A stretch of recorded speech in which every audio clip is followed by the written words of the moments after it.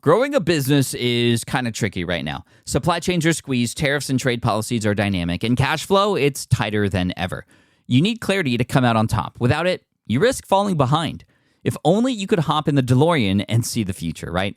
Thankfully, there's NetSuite by Oracle. NetSuite has real-time forecasting to help you move ahead with confidence. This is your AI-powered business management suite and the #1 cloud ERP. Trusted by over 42,000 businesses, NetSuite brings accounting, financial management, inventory, and HR all under one roof. It's your single source of truth, giving you the data and control you need to move quickly. And with AI built in, you can automate the busy work and focus on strategy. NetSuite helps you see what's stuck, what it's costing you, and how to pivot fast. If I were running a business with a lot of moving parts, I'd use NetSuite for full control over everything. Tame the chaos with NetSuite.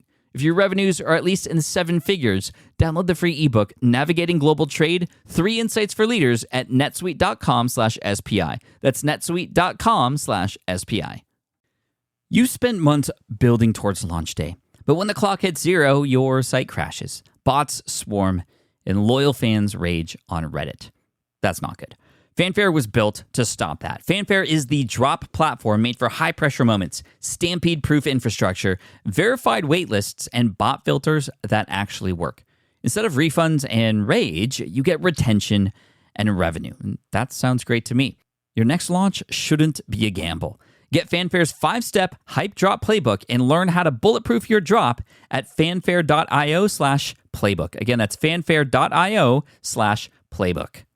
Who is anybody to do anything? Everyone had to start somewhere. And at the end of the day, the way I look at it is, I don't think people care if you're an expert or not. I think only you care. So when you're like, who am I to do this? It's a very narcissistic question, if I'm going to be honest. You're looking inward at gosh, I'm not good enough and I need to be an expert. I think you'll get further in life if you stop looking at yourself and instead look at, how could I serve somebody? Could I help somebody?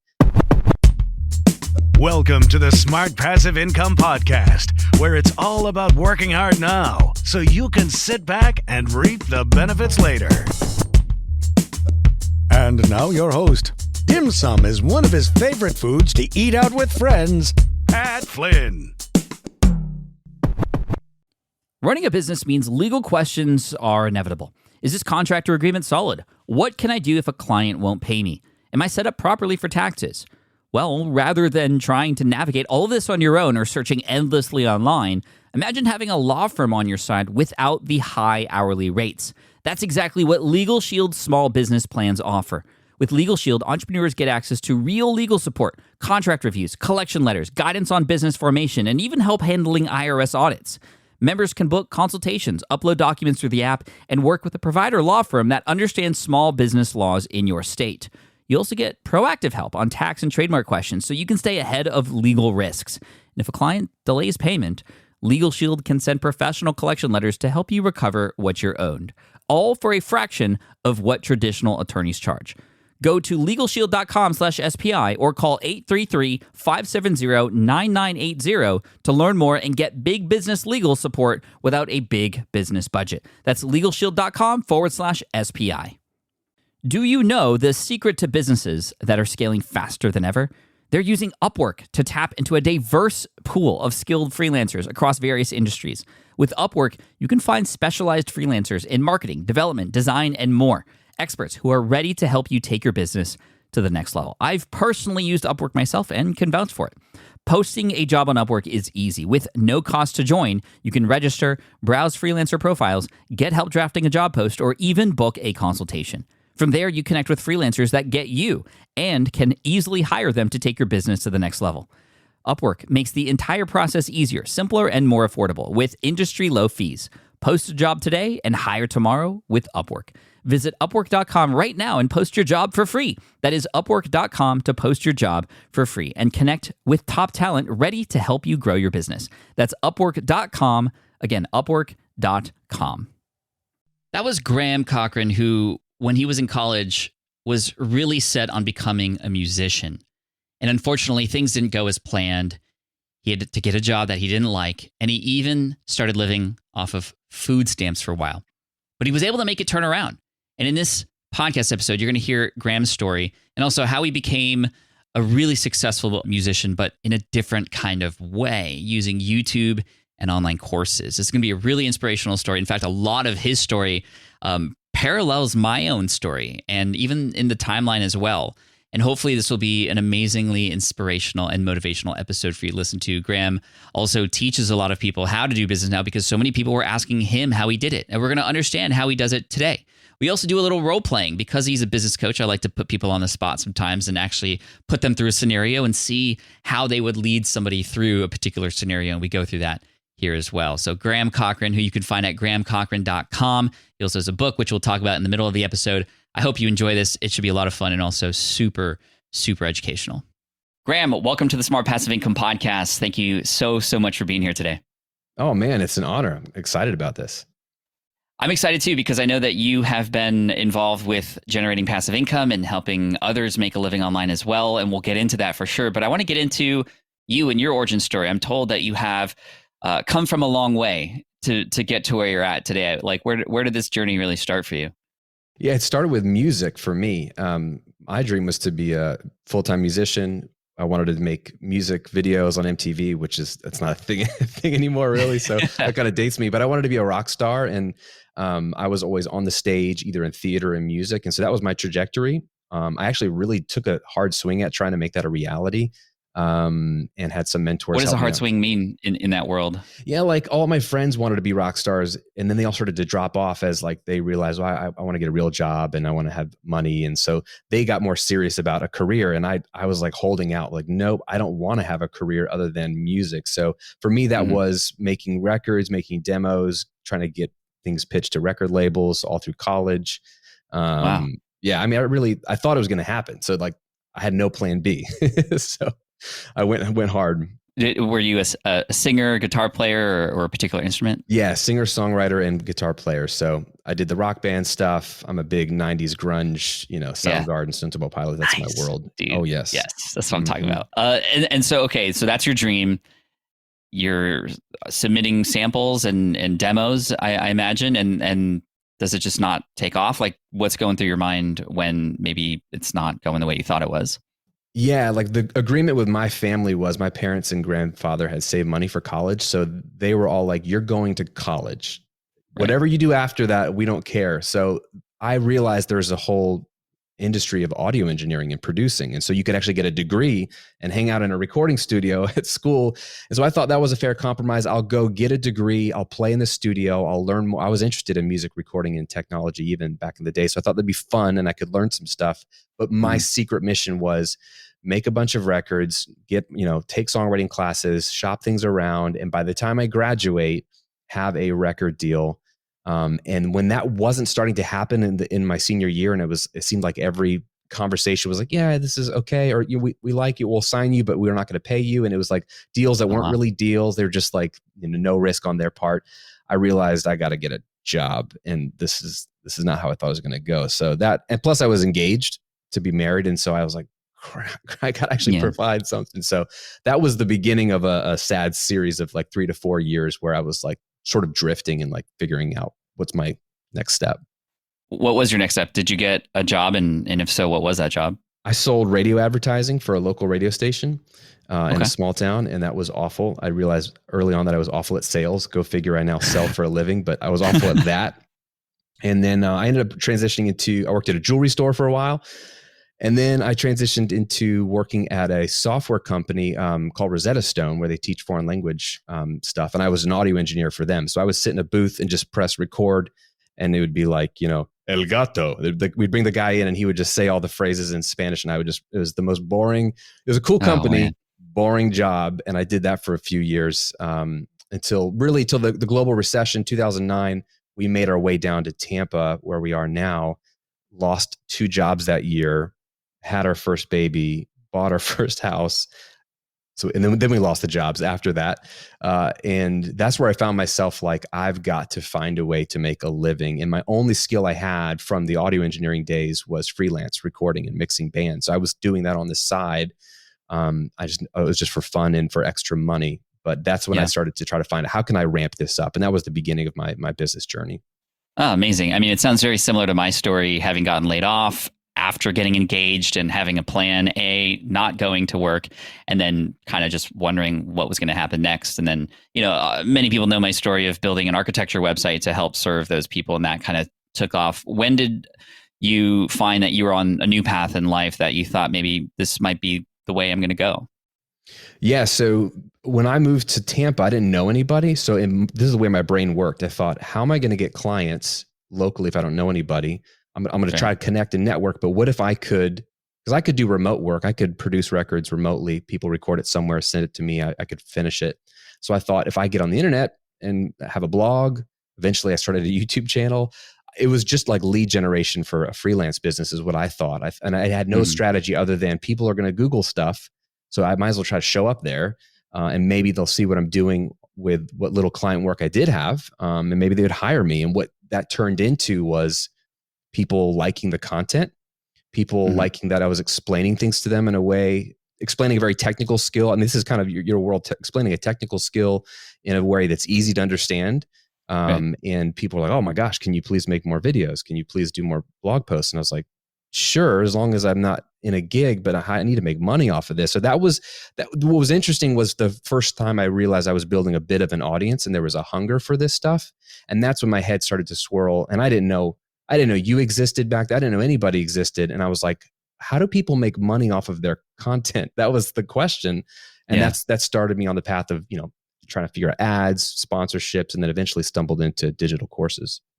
That's really cool. What was the content that you were creating about that people started to know you for? Yeah, so I decided my target market was people who were going to record their music either themselves or in a studio, and then they didn't feel comfortable finishing it. Like we'd call it mixing and mastering. So I thought I could educate them on the recording side, since I saw the shift in the industry, much like cameras got cheaper and digital and people could become photographers for cheaper. Same thing was happening in audio in the early 2000s. So I was like, dude, I know all my music friends are so confused about equipment and gear and how to use it. So I made educational videos on what to buy, how to use it, and then the techniques of how to actually make your music sound professional. And I thought that it would be kind of like if you ever watch one of those Frank Kern ads where he's like showing you how to create a funnel and you're like, this is really complicated, I'm just going to hire you to do it kind of thing. Like I thought I would complicate people, or they would just see that it's hard and they would hire me, but they were hungry to do it themselves, which like I was. And so I realized, man, I'm kind of championing them and empowering them, and they don't want to hire me, but they want to learn from me. That's interesting. So you're giving away all this amazing free content. You are building a name for yourself in this space, helping people with their mastering. But you have to make money somewhere, right? Yeah. So where eventually did you lead into to eventually start generating an income from the audience that you were building? Yeah, I mean, I started with some sponsored posts and like banner ads on my website at some manufacturers and stuff like that. But when the light bulb hit me right when I decided to teach a piece of software in the studio we use called Pro Tools. It's kind of like the Photoshop of the music world, and it confuses people. And I feel like I was pretty good at explaining it to my friends. And so I thought I could teach start to finish, like how to like look at the software and use it and feel comfortable in it. But it's going to take me 3 to 4 hours walking them through it virtually. So I can't just post. I think YouTube back then, this is 2010, YouTube would only allow me like 15-minute video uploads. Yeah. So I was like, this is going to be a lot of YouTube videos. I was like, what if I just film it and put it in a zip file and like come up with a PayPal link and use iWeb on my Mac and make a little site and like just email my baby little list. And I don't even know why I knew about building an email list, but somehow I knew. Thank God I did. And I decided to sell it. And everyone else was selling courses for like $19 back then in the music space. Mm-hmm. So I sold it for $45 because I thought it was way better than all those other ones because they were very boring. And somebody bought it. And that was insane to me that somebody paid me $45 and they got a digital download.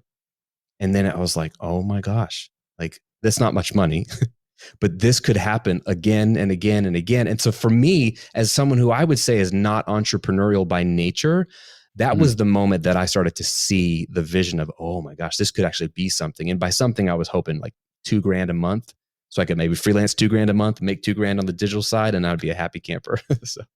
Yeah. So tell me what happened next. I mean, you had that first sale for 45, you're feeling stoked. Was there any feelings of, well, this is just a flash in the pan. It's like, this is the only sale I'm ever going to get? Or did it just start to ramp up kind of from there?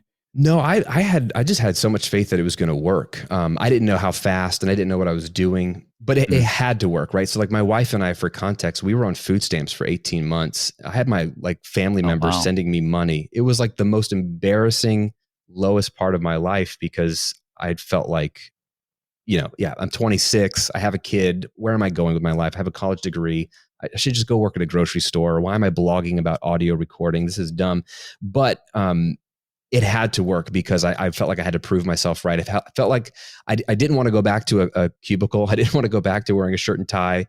And I was like, if it could work, it would be worth fighting for. So I spent all my time creating as much content on YouTube as possible because it stoked the flames. It was creating a little movement in that little audio niche. And that drove people to the email list. And that allowed me to I created multiple courses. I tried a bunch of different topics, different price points. Took me about 2 years to finally hit a course that my audience really connected with.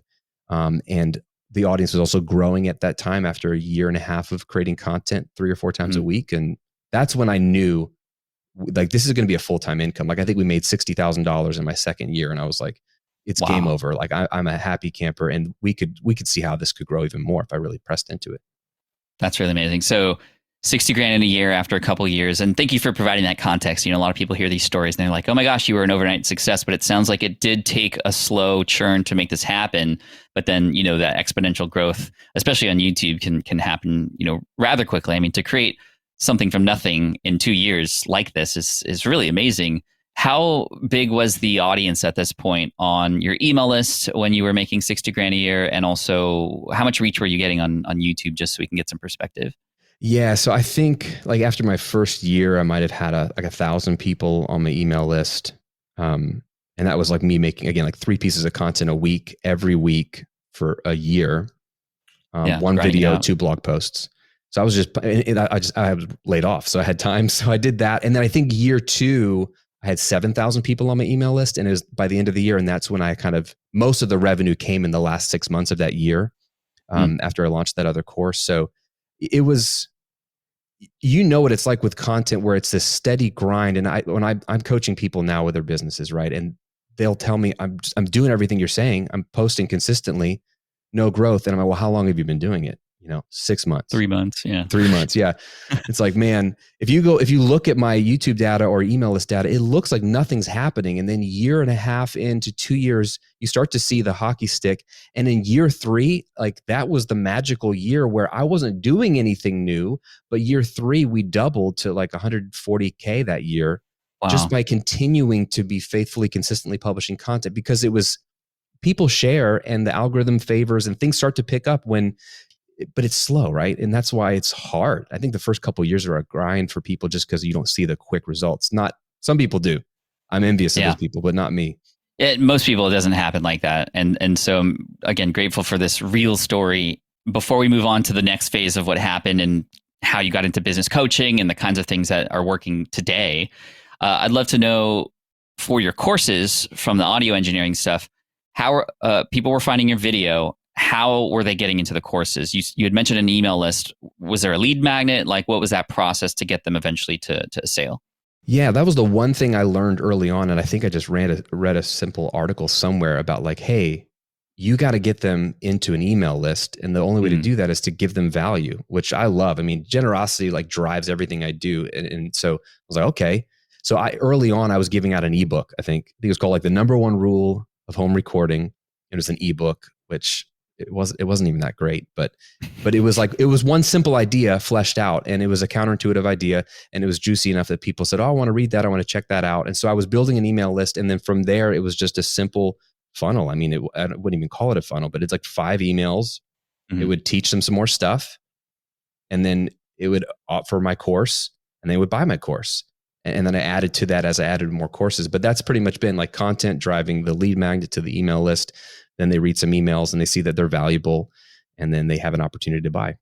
Doesn't sound too complicated. No, it's pretty simple. Yeah, that's great. And so this brand, like, does this brand still exist? I know it was a while back, but is it still around? Where can people find it? The audio engineering stuff? Yeah, so it's called the Recording Revolution. It still exists. About a year ago, I stepped out from being the content creator. So I did it for 11 years straight. And then I have a partner in that business now who was on the marketing side, but now he's really kind of bringing on other personalities, as it were, to teach the material. And this is sort of like a necessary step for me. I was running 2 businesses for about 3 years, and I really just felt a call and a shift to like, I have to go all in on this business coaching brand that I never thought I would. There's a lot of stuff there we could unpack in terms of identity with my first brand, and this is who I was. But yeah, it still exists. It's just not me anymore. I'm just the CEO, and I'm behind the scenes, but it's people still find it and they still get value out of it. So we want to continue to serve them. I just can't be the guy to do it anymore. I'd love to know about that transition, actually. It's a perfect transition. And as far as your own identity, I mean, to have a brand under your belt for 10 plus years, I mean, similar to me, Pat Flynn is very much tied to Smart Passive Income for the longest time. And now it's a lot more than that. It's a much bigger team. We have SPI Pro. It's really about the community now, not just me. But what was the push and pull for you then? What was the drive to remove yourself as the content creator and as the face? But what was also like, if anything, making that very difficult for you? So the drive was, I just wasn't as passionate about music recording as I once was. The music led to this business where I kind of fell into online business. The business changed my life in 2 ways. One, financially, never thought I could make this kind of money as a musician. Number 2, it showed me a new love, which is business, and specifically a business that like empowers your lifestyle to love your family well and love your friends well and take care of yourself and have time, right? It's the things we love, right? That's what this podcast is all about. So that love grew so much that I was like, I am bursting at the seams to talk about this. And I know there's other people talking about it, but I feel like I need an outlet. So I started a business coaching brand just to have an outlet. And then it grew and my love for it grew. And I early on realized, okay, I could just do both. But then the problem was my passion for music sort of diminished and diminished and diminished. And I was like, man, I feel pretty disingenuous. Like making a video about music recording used to be the highlight of my day. And now it's not. I'm doing it because I need to keep the content schedule going. I need to, the language I would use is feed the beast. And it printed money and took care of my family. But I just had a crisis of like, I don't know if like nobody knows I'm good on camera. I can show up and do it. And I could teach this stuff in my sleep, but I just didn't feel good. Like I would go to bed feeling like, dude, these people are so excited about this stuff and I'm not anymore. And then that scared me because that was who I was like my whole life. So yeah, man, I felt like I had to step away to be transparent and to be a genuine person. But it was really, really hard because that's how I was known in my world. And to myself, I identified as a musician. Yeah. Well, that's incredible. And thank you for being vulnerable and open about that. I think that's very relatable, especially for me. But moving into the business coaching stuff, tell me about how you eventually got clients for that and how that all began, because your audience was all audio engineering and recording and people mastering and mixing. Where did you get business clients from? Yeah. So in 2015, I think I started to get some press on me nationally about like, here's this music guy. He started a business and he's making this amount of money. And so when a couple of articles dropped on me, all of a sudden I got all this attention from outside the music space, and people are like, "Oh, cool. How are you doing what you're doing? I don't care about music, but I want to turn my, fitness gym into an online business. How do I do that?" So that was the year I was like, "Oh, people are interested in this from me." And I started coaching people, behind the scenes one-on-one. And that was when I had that itch I felt like I wanted to do what I did with the Recording Revolution. I wanted to create a resource online where I could dump all my thoughts, all the ways I think about business. And so that's when I launched GrahamCochrane.com in 2018 to just put myself out there and teach what I know. Same model, content marketing. Everything I do is organic. I haven't paid for ads in 12 years. It's all content. I reach out to friends and family, people that follow me on Facebook, like, "Hey, I'm a business coach now," which was for me, super awkward because this space is a really big space with really great names in this space. And let me just say, like, you're one of the good guys in this space. So I'm grateful for people like you. I think a lot of the people in this space I'm ashamed to be associated with. Most people don't know maybe me as well as well as they will, but like, I'm like, oh, do I really want to get in that space? Because I know who was in that space, and I would hate to be at the same table with them. No offense to them. I just don't want to. But I felt this call to actually, be light in darkness, as it were, and displace some of the darkness in this space, and just be a voice. So I felt like I had to, but I was scared. I was nervous. Fears of like, hey, do I have anything original to bring to the business coaching space? It's pretty crushing. People are crushing it right now. Plenty of good voices. Is there any people left that truly need help, or are they getting all the help? It seems very saturated. So all those typical things that new content business owners have, which is, oh, it's crowded. It's already been done before. I'm not original. But all the same imposter syndrome things I teach my people to not believe I was believing in this second brand. But just starting to create content. YouTube is a glorious thing, man. I mean, again, slow build.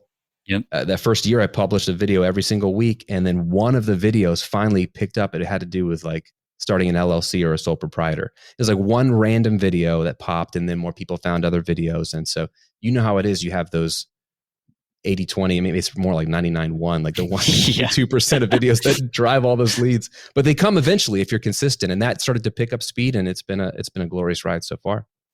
That's really cool. And so, coaching is very different than creating content. How were those first experiences for you to get coaching in place and discovering yourself as a coach, and what that was like? Because there's an art form to it, right? How did you become a great coach? I don't know if I'm a great coach. I'm working on it. I'm actually literally in a coaching group right now by a great coach to help me become a better coach. Specifically, I want to learn how to ask better questions. Yeah, I know. I want to learn how to ask better questions because I'm a communicator first. So by coach, that language is how I view myself, because I feel like I'm supposed to come alongside people and empower them, because people need information. They need to know how to do the thing, but they need to feel like they can actually do the thing. Right. And that's what's missing in so much information products out there. It's like, here's how you do it.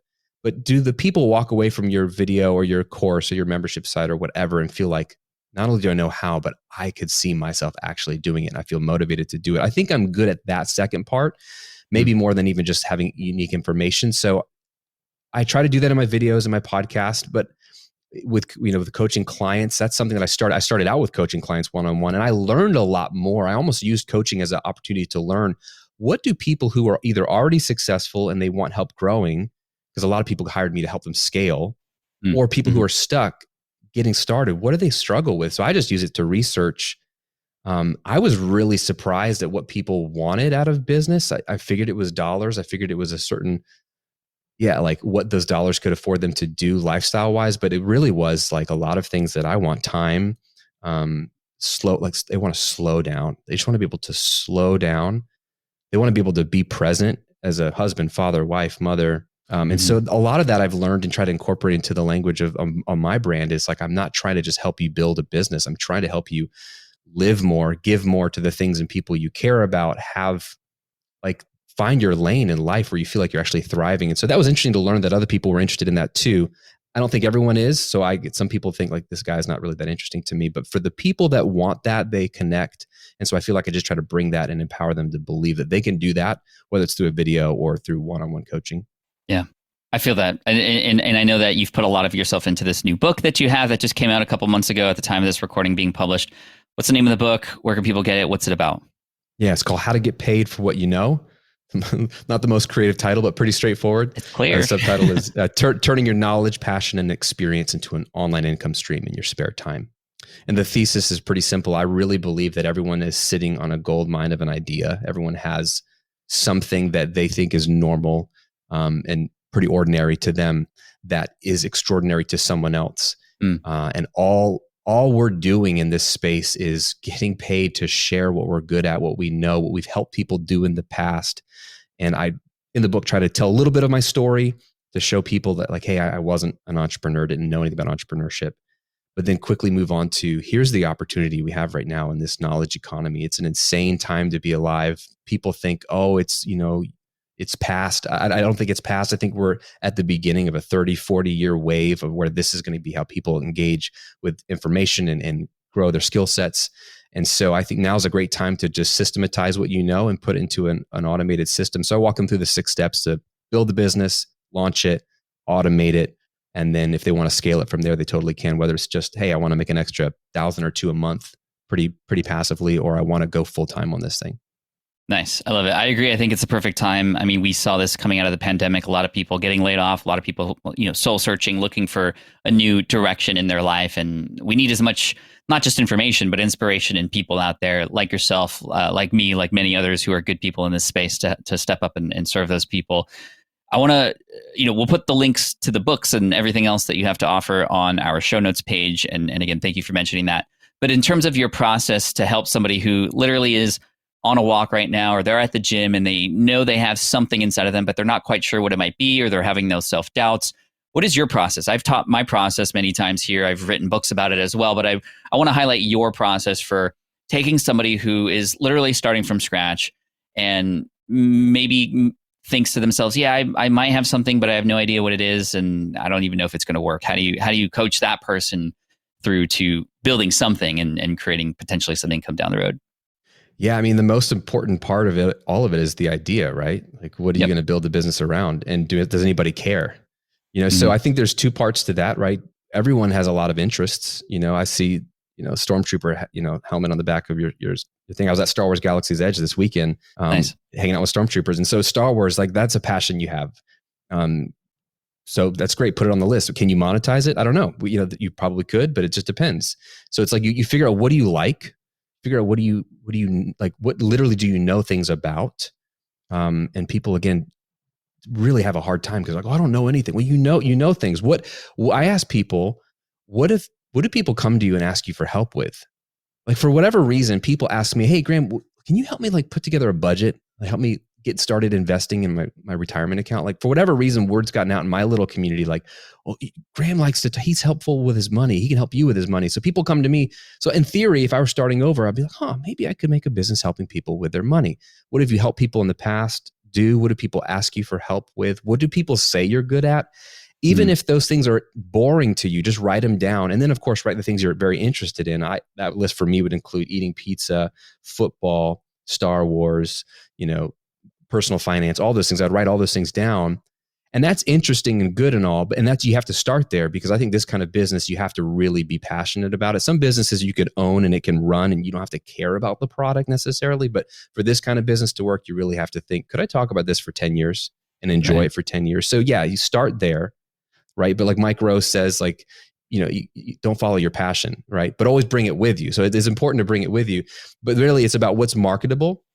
And so that's the second part of it. Where does that intersect with what are people already paying for? Are people paying for things having to do with Star Wars? I mean, gosh, I was on a Disney, like a mousehacker.com the other day, like trying to figure out what's the best way to show up at Disney Hollywood Studios and like get to Rise of Resistance before it breaks, or the line's 3 hours long. And I'm like, this person's got a lead magnet for this Disney checklist for your itinerary. I'm just loving the business model. So they found a way to monetize their love of Disney, but you have to know, are other people interested in this? Are people buying books on this? Are they spending money on this?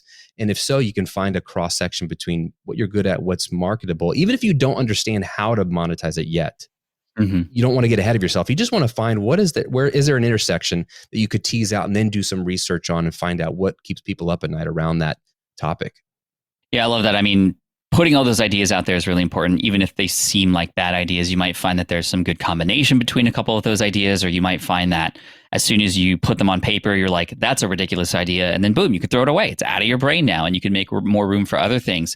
With the Stormtrooper helmet that you see behind me, I was thinking about the same thing. And, a lot of people are looking for information about how to save time when they go to Disney, and you just prop that up. And it's cool to see that there's businesses, there's YouTube channels about this kind of stuff. There's YouTube channels about the Disney lore and old rides that are no longer available that my son and my wife watch all the time. I could potentially start a business on Etsy, right? Taking Stormtrooper helmets that are white, like this one behind me, and then either coloring them or spray painting them a certain color, or making them themed on, maybe there's a Squid Games Stormtrooper helmet that I could sort of commission from some, I don't know. You never know, right? And then you just maybe create one and see what happens. And you never know. Things might happen from there. Now, when it comes to maybe you have an idea and it's like, okay, this might take, what's the next step from there? Because that's often the time where that little voice inside of our head goes, you're not qualified to do that, or you've never done that before, or there's other people doing way better or have already done that before you. Why are you even trying to do that? How do you combat that voice in our heads? Dude, that is the thing that keeps people from doing stuff. Like you nail on the head. Like, who am I to do this? That's the internal question.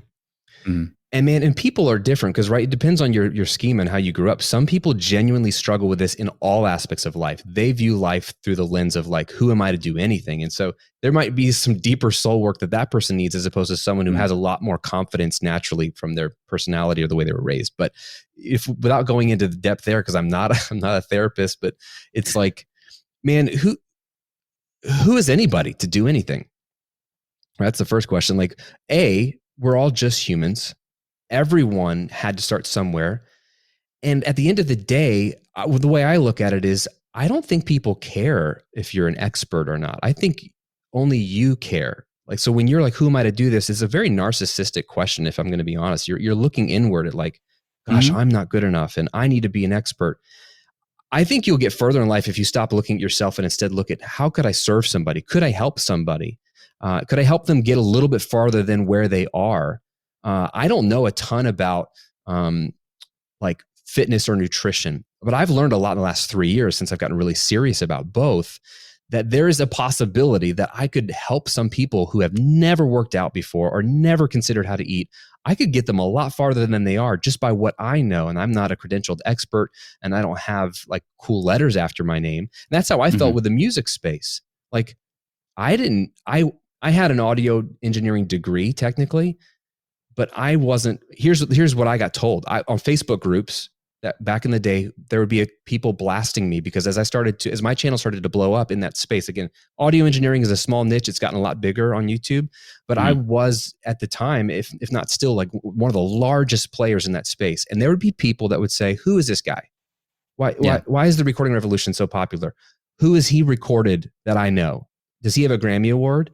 And there were some haters that would say that kind of stuff. And it was hard because my insecurity was, I don't have a Grammy. All my clients are indie artists. You've never heard of them.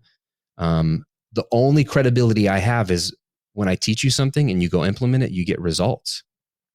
And to me, I had to make peace with, can I help people? Are they getting results? Even if it's one person. And that's my credibility. And that's my permission to go help another person. And you have to kind of tune everything else out. Is that the kind of coaching you offer to others who are getting started and they're like, I don't know if I'm going to do this? And is the one result for one person a great strategy to get started with? I think it is, because that's all we're doing on a mass scale, right? Is helping people. So I think it's proof of concept if there's people that need this help, right? And that's most important. It goes back to the idea thing. And that's where, are there affinity groups on Facebook and other places? Are there YouTube channels on this already? Anytime you see it already happening, that's a good sign that that's a need there. But then if there is, like, talk to real people and find out like, what's been your biggest struggle with X, or what's your biggest hope or desire as it relates to your fitness or your nutrition or your parenting or whatever it is, and get their real words and have deep conversations. And I think if you can help somebody, one person, get results, A, that'll give you a boost of confidence, but B, then that's the exact same thing that like you and I are doing on a mass scale, using content to reach more people that maybe we don't get personal interactions with every one of them, but it's the exact same concept. And it's that true value add that if you can do that with a person, then you're going to win online, because there's plenty of people who can get in front of an audience online, but they have nothing of value to add. So then it doesn't work, or if it works, it only works for a moment until people realize this is just garbage. So yeah, you're just helping more people do the exact same thing you would do one-to-one. Love it. Now, since you're a business coach, I think it might be interesting if we do a little role playing. Sure. Can I come at you with a business that's kind of maybe just got off the ground, but it's kind of struggling? You can coach me through how to scale that up. Let's do it. Okay. So I have a brand online. It has a blog and a YouTube channel similar to you, but I help people run marathons, and their first marathons typically. And it's going okay. I have an ebook that helps people with a training program. A lot of my top performing videos are about, nutrition for marathon training, 8 to 10 week plan to help people get to that point where they can eventually run their first marathon. But I'm only making like 3 sales a week. It's not bad, but every other day I might get a sale, and some days I wake up and I don't see any sales. And, I don't know what to do from here. There's a lot of other people who seem to be owning the marathon training space. And I'm just kind of like a little guy who has run my first marathon. My friends asked me how to do it, and I put together this program, but it's not really getting anywhere, man. Like, Graham, how do you scale from here? Where do I go from here? Yeah. So can I ask clarifying questions? As any good coach would. Yes, please. Yeah. So how much content are you producing, and how often, and where is it? Is it just on YouTube? It's on my blog and on my YouTube, once a week on each, basically. And they're usually around the same kinds of topics that you would expect in the marathon space. And sometimes it's about reviews for shoes, and I do have some affiliate income come from things like that. But it's generally just, training tips and whatnot once a week on each of those channels. Great job. I love that you're reviewing shoes already. And what is it you sell? Is it just the ebook, or do you have anything else? It's just an ebook with a training program, and there's also a bonus sort of dietary program that comes along with it. And how much does it cost? $29.99. Okay. So, right, there's 2 things I would say. There's 2 levers you could pull, right, to grow. One would be move away from that low price point of a $29 ebook as your core offer and turn it into a course. That could be $99 or $149 or more. And it could be the exact same material, but presented in a video course where they can leave comments and you can answer their comments. And maybe there's some bonus areas with all kinds of downloadables and stuff. But the value perception is much higher if it's a video course. So that way, if you are making 3 sales here and there, instead of a $29 sale, it could be a $149 sale. And then obviously you could add more products. So what else do people need? Do they need something before that ebook? Do they need something after that ebook? Could they want community? A lot of people that bought my products early on liked them, and then they felt like they had no accountability or people to talk to about it. So could you create a community for them that they pay every month a small fee to be a part of? So there's that dial, the product dial, crank it up. And then on the content, I love that you're posting once a week to YouTube. If you can post more, be as prolific as you can. If you can't, I'm not opposed to once a week, but I would say who else who has a big or bigger YouTube channel could you connect with that's maybe a complementary niche to you? So maybe it's not all the other marathoners that are teaching the same thing, although you might find some friends. And I like to view everyone as a collaborator or potential collaborator, not competition. But most of them are going to be territorial and say no, maybe.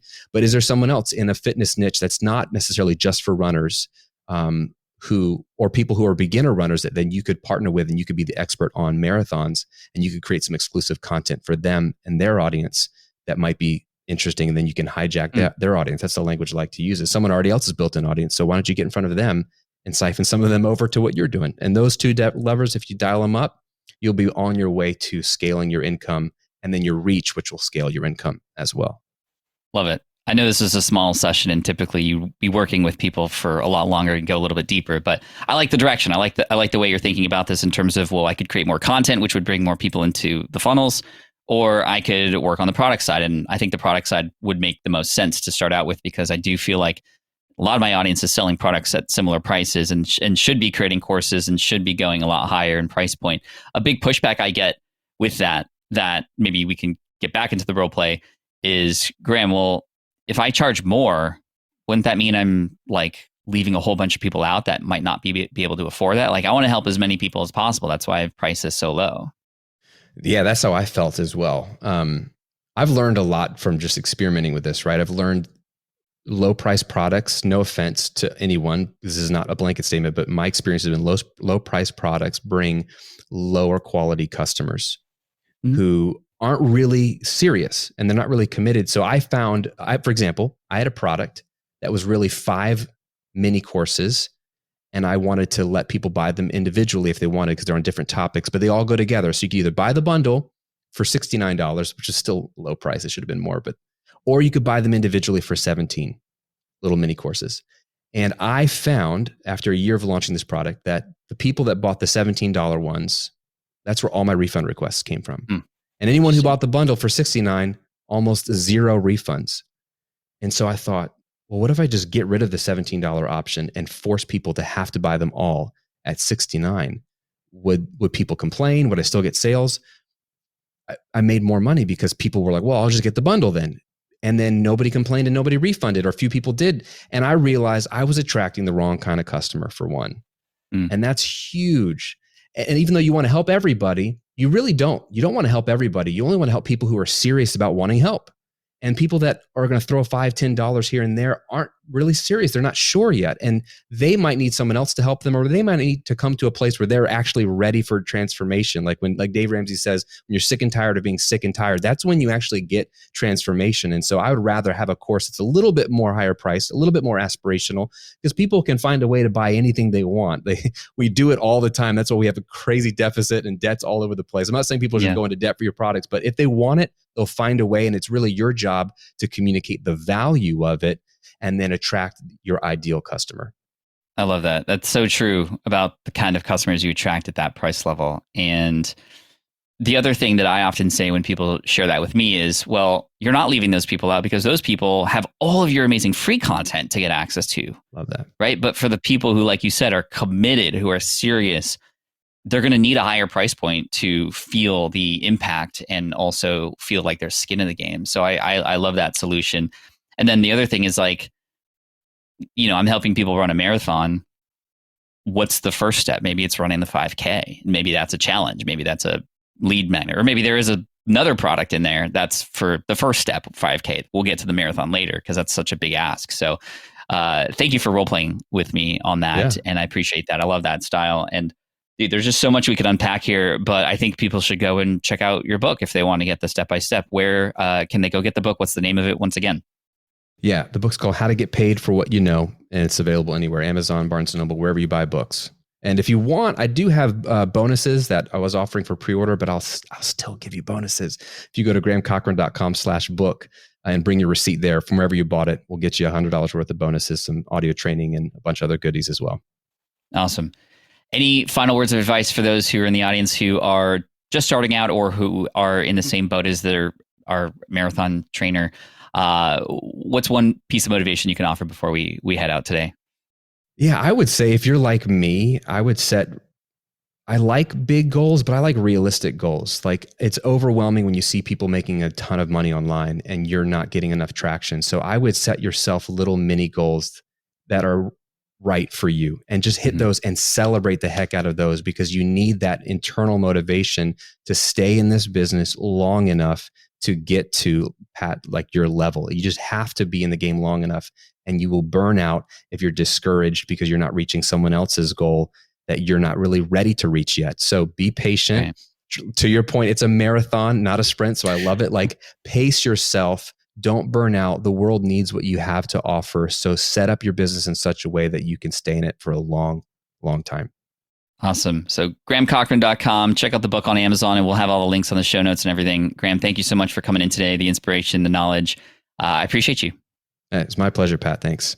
All right. I hope you enjoyed that interview with Graham Cochrane. Again, if you pick up his book, you can go to grahamcochrane.com/book to get some bonuses, which is really cool. That was a nice surprise. Graham, super inspirational. And I'm so excited to hear what people think about this episode, because your story very much parallels mine and includes a lot of the same things that helped me early on that I know can help people who are here listening or watching this right now. So thank you again so much, grahamcochrane.com. You can get all the links and resources that were mentioned in this episode at the show notes page at smartpassiveincome.com/session579. Again, smartpassiveincome.com/session579. I think this is an episode that a lot of people are going to talk about, and hopefully a lot of people connect with Graham too, because he's obviously a great, great person with a nice heart who is here to serve you. And I also love when people come in and they talk about a success story that doesn't involve them just like teaching business right away, but they started with a success story underneath their belt first. That was very important when I started. And Graham obviously has his story about his recording revolution and everything that went down in the audio engineering space. So that was really cool to see. And I just love his open transparency with relation to his transition and how that felt. I think a lot of people could relate to that as well. And I just love this episode. This was so much fun. Graham, thank you so much. I appreciate you for listening all the way through. And if you want to make sure you get episodes like this in the future and not miss out, make sure you hit that subscribe button. And again, thank you for all of the reviews that have been coming in. I read them all. Just super grateful for the response to not just episodes like this, but the entire podcast in general. I appreciate that so much. And make sure you check out SPI Pro. That's where entrepreneurs hang out and help each other out. And we offer events and challenges and support and accountability in there. If you want to check it out and apply and see if it's the right fit for you, you can go to spipro.com and fill out an app, and we hope to see you in there. Thank you so much. I appreciate you, and I look forward to serving you in the next episode. Until then, peace out, cheers, and as always, Team Flynn for the win. Thanks for listening to the Smart Passive Income Podcast at smartpassiveincome.com. I'm your host, Pat Flynn. Our senior producer is Sarah Jane Hess. Our series producer is David Grabowski. And our executive producer is Matt Gartland. Sound and video editing by Sean West Media. The Smart Passive Income Podcast is a production of SPI Media. We'll catch you in the next session. Have you dreamt about being your own boss, but still haven't made the first steps to making that dream a reality? Well, I get that. Starting a business can feel super overwhelming with legal forms, paperwork, finances. It's a lot. And that's why I'm excited to tell you about Taylor Brands. Taylor is a complete business builder designed to make launching your business simple and stress-free. You can register your LLC in just minutes, keeping your personal assets and the business assets separate from day one. From there, you get access to everything you need to get off the ground. Legal documents, licenses and permits, invoicing and bookkeeping tools, and even a 100-day business coaching program, all designed to help you hit the ground running. You'll also get a free, personalized business plan, branding tools, and so much more. And of course, listeners of this show get an exclusive 35% discount to get started. All you have to do is head to taylorbrands.com/SPI. That's TAILORBRANDS.com/SPI. Stop dreaming, start building with Taylor Brands. I get it. You want to grow your business, but selling at scale feels overwhelming. You're drowning in complicated funnels, creating different lead magnets, or constantly posting on social media. And that gets exhausting fast, especially when you're trying to sell to hundreds or thousands of people. But what if you could sell at scale with a simple, powerful quiz? A score app quiz or assessment asks your audience key questions and gives them instant personalized results based on their answers. Your audience gets to know where they are now and shows them the steps they need to hit their goals. You can set up a quiz in minutes using Score App's templates and have a powerful lead magnet that'll do the selling for you. The best part is your audience actually wants to take this quiz, and you build huge amounts of trust before you even make a single offer. No hard sales, no chasing leads, just value at scale. Get 50% off the first 3 months using the discount code SPI. Just head to scoreapp.com/SPI. Again, that's scoreapp.com/SPI.